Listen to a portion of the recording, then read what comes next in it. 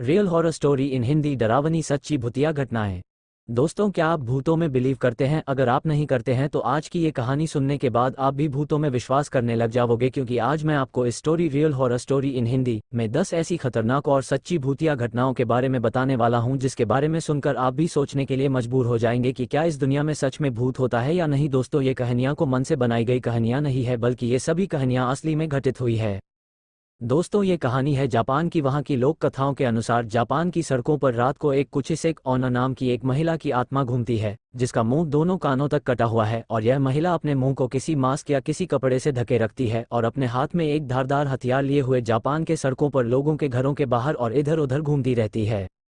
और बहुत से लोगों ने इस महिला को देखा भी है। कुछ लोगों का कहना है कि जब हम बहुत से लोग होते हैं तब तो यह महिला हमें कुछ भी नहीं कहती है, लेकिन जैसे ही कोई व्यक्ति उसे रात को सड़क पर अकेले मिलता है तो यह महिला उस अकेले बैठे व्यक्ति के पास जाती है और उससे पूछती है कि क्या मैं खूबसूरत हूँ। और जब कोई व्यक्ति उस महिला से कहता है नहीं, तुम खूबसूरत नहीं हो, तो वह महिला उस व्यक्ति को धारदार हथियार से मार देती है। और अगर वो व्यक्ति पहले हाँ कह देता है तो वो महिला फिर अपना चेहरा दिखाती है और उस व्यक्ति से एक बार फिर पूछती है कि क्या वो खूबसूरत है। और अगर तब वो व्यक्ति मना कर देता है तो वह महिला उस धारदार हथियार को उस व्यक्ति के कान में घुसा देती है और उस व्यक्ति को मार देती है। और अगर वह व्यक्ति हाँ कर देता है तो वह महिला उस व्यक्ति का मुख भी अपनी तरह काट देती है और उसे भी अपनी तरह ही बना देती है। दोस्तों, वहाँ के लोगों ने जब इस बात की सच्चाई जानने की कोशिश और उस महिला का पीछा भी किया, लेकिन वह महिला एक जंगल में जाकर गायब हो जाती है। वहाँ के लोगों का मानना है कि वह महिला रोज इसी जंगल से आती है और उसे जो भी व्यक्ति सड़क पर अकेला दिखाई देता है वह उसे मार डालती है। दोस्तों, ये कहानी आपको सुनने में एक बनी बनाई कहानी जरूर लग सकती है, लेकिन यह एक सच्ची कहानी है। दोस्तों, ये सच्ची कहानी है इटली की। एक बार इटली के एक मशहूर चित्रकार जियोवनी ब्रोगोलिन ने द क्राइंग बेबी की एक पेंटिंग बनाई थी, जो कि इतनी ज़्यादा मशहूर हुई थी कि शहर के सभी लोग उस पेंटिंग को खरीदने लगे और अपने घर में सजावट के तौर पर लगाने लगे। लेकिन दोस्तों, हैरानी की बात तो अब शुरू होती है। दोस्तों, ये पेंटिंग इतनी ज़्यादा रहस्यमयी थी कि जिस भी व्यक्ति ने इस पेंटिंग को खरीद कर अपने घर में लगाया था, उन सभी व्यक्ति के घर में आग लग गई, जिसका पता कभी नहीं चल पाया कि ये आग लगी तो लगी कैसे। लेकिन दोस्तों, हैरान करने वाली बात यह नहीं है, बल्कि हैरान करने वाली बात यह है कि जिन जिन लोगों के घर में आग लगी थी उन लोगों के घर की सभी वस्तुओं जल गई थी, लेकिन वह द क्राइंग बेबी की पेंटिंग किसी भी व्यक्ति के घर में नहीं जली थी। और इतना ही नहीं दोस्तों, इसके बाद भी जिस भी व्यक्ति ने उस पेंटिंग को अपने दूसरे घर में लगाया, उनका वह नया घर भी रहस्यमयी तरीके से जल गया, लेकिन वह पेंटिंग नहीं जली। बहुत से ऐसे हादसे होने के बाद शहर के सभी लोगों ने मिलकर उस शहर में जितनी भी द क्राइंग बेबी की पेंटिंग थी उन सभी को वहां के प्रसिद्ध हैलोवीन त्योहार के अवसर पर अधिक से अधिक प्रतिलिपि जला दी। लेकिन लाख कोशिश करने के बाद भी वो लोग द क्राइंग बेबी की रियल पेंटिंग को नहीं जला पाए, लेकिन सभी प्रतिलिपि जलाने के बाद शहर में हादसे होना कम हो गए। दोस्तों, इटली में एक पोवग्लिया आइसलैंड है, जिसे मौत का आइलैंड के नाम से भी जाना जाता है। ऐसा माना जाता है कि बहुत साल पहले यहाँ पर प्लेग नामक बहुत ज़्यादा खतरनाक बीमारी फैली थी, जिससे बहुत ज़्यादा लोग पीड़ित हो गए थे। और इस बीमारी से बचने के लिए और लोगों के इलाज के लिए पोवेग्लिया आइसलैंड को एक हॉस्पिटल में बदल दिया गया था और यहाँ पर प्रतिदिन मरीजों को लाया जाने लगा। लेकिन यहाँ पर प्रतिदिन मरीजों की संख्या बहुत ज़्यादा बढ़ने लगी, जिससे कि पूरा का पूरा आइसलैंड मरीजों से भर गया। यहाँ पर बिल्कुल भी जगह नहीं रही, जिसके कारण पोवग्लिया आइलैंड के सभी प्लेग बीमारी के मरीजों को सरकार के आदेश से जिंदा जला दिया गया था, ताकि यह प्लेग बीमारी और ना फैले। लेकिन ऐसा माना जाता है कि इस आइसलैंड पर आज भी उन लोगों की आत्मा निवास करती है और लोगों के चिल्लाने की आवाज़ें इस आइसलैंड से आती रहती है।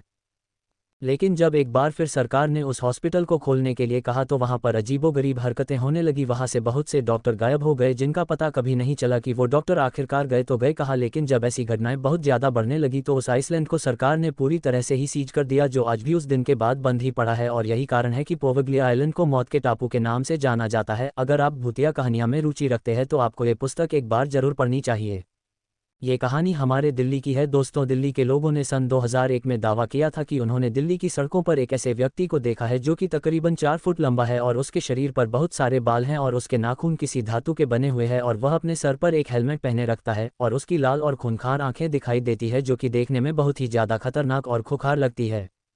दिल्ली के लोगों ने दावा किया था कि इस खतरनाक जानवर से दिखने वाली व्यक्ति ने बहुत से लोगों पर हमला किया था, जिसमें 2 लोगों की मौत भी हो गई थी। इस व्यक्ति को पुलिस और वहां के स्थानीय लोगों ने पकड़ने की बहुत ज़्यादा कोशिश की, लेकिन वह कभी पकड़ा नहीं गया। जिस व्यक्ति पर उसने हमला किया था वह व्यक्ति भी कुछ दिनों बाद उसकी तरह हरकतें करने लगे थे, यानी कि वह लोग भी पागल हो गए थे।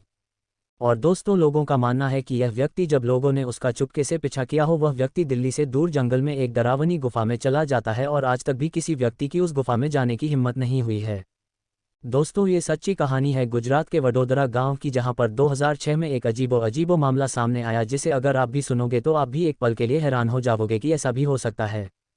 दोस्तों वहाँ के लोगों का बोलना था कि जब भी कोई व्यक्ति इस गांव में अक्सर फिल्म का गाना झलक दिखला जाए एक बार आजा आजा बजा दे दो उस व्यक्ति के सामने रहस्यमय तरीके से भूत आ जाता है। और इतना ही नहीं दोस्तों, अगर कोई व्यक्ति इस गांव में गलती से भी यह गाना गा देता है कि झलक दिखला जाए एक बार आजा आजा, तो उस व्यक्ति के सामने सच में भूत आ जाता है और फिर वो उस व्यक्ति को पकड़ लेता है और फिर कभी भी नहीं छोड़ता है। लेकिन दोस्तों इस बात में कितनी सच्चाई है इस बात का अभी तक भी पता नहीं चल पाया है। वहाँ की सरकार के अनुसार ये केवल एक अफवाह है, ऐसा कुछ भी नहीं होता है। दोस्तों ये कहानी है जापान के एक डोमिनोज हेल कविता की, जिसे सेजो योसो के द्वारा लिखा गया था। इस कविता का सच दुनिया के सामने तब आया जब 1998 में गोकी योमटा ने अपनी एक किताब था heart is like a rolling stone में इसे प्रकाशित किया। इस कविता की सबसे डरावनी बात यह है कि इस कविता में एक टोमनो नामक व्यक्ति होता है जो मर जाता है और फिर नर्क में चला जाता है। ऐसा माना जाता है कि इस कविता को केवल मन मन में ही पढ़ना चाहिए। जो भी व्यक्ति इस कविता को जोर जोर से पढ़ता है तो उसी पल उस व्यक्ति की रहस्यमयी तरीके से मौत हो जाती है। और दोस्तों अब तक बहुत से लोगों ने इसे आजमाया है, लेकिन दोस्तों कोई भी व्यक्ति इस कविता को जोर जोर से नहीं पढ़ पाया है। और अगर कोई व्यक्ति इस कविता को जोर जोर से पढ़ने की कोशिश करता है तो उसकी मौत हो जाती है।